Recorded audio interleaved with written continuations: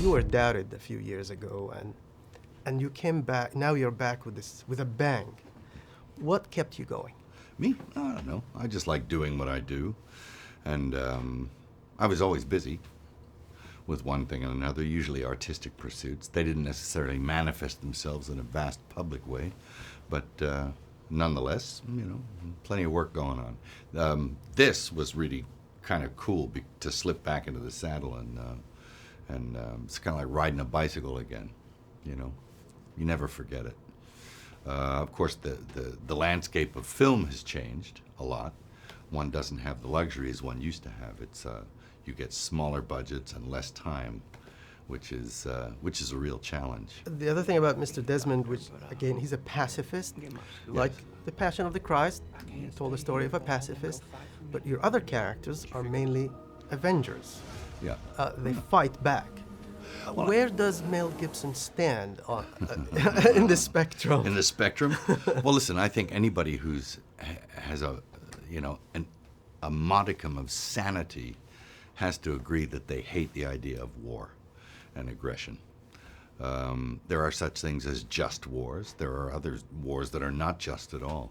But no matter what they are, I mean, somebody has to fight them, and I think, I think we're all obliged to hate war, but to actually to love the warrior, and to understand the plight of the man that does it and has to go and do it, because that's not easy.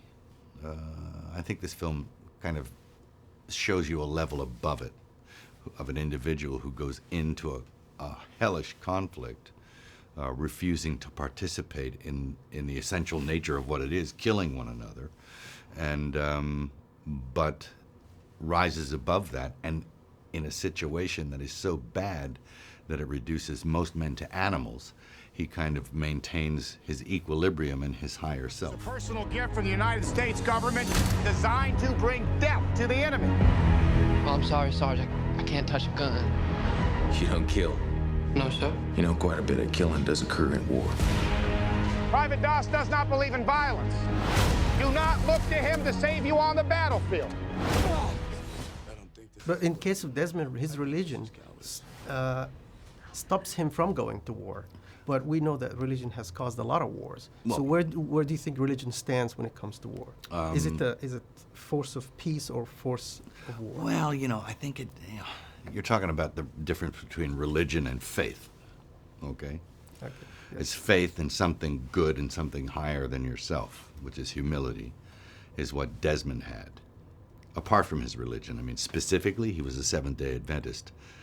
But, in the broader sense, he was a guy with a bunch of faith and trust, and who went into the worst situation on earth without a weapon, and was fearless in that he trusted ultimately in his higher power, his God, And he gave all the credit for all his actions to his God, because he says of himself he could do nothing, So this is true humility. And I think that's what I'm trying to show. It's not like religious wars or anything like that. It's the power of love, because it's a love story. Yeah. Greater love hath no man than to give his life for another. And this is what Desmond did repeatedly.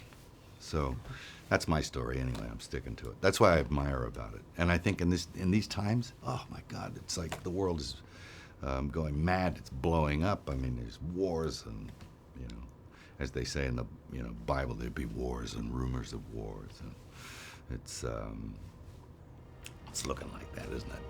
And they're not gonna go up there without you.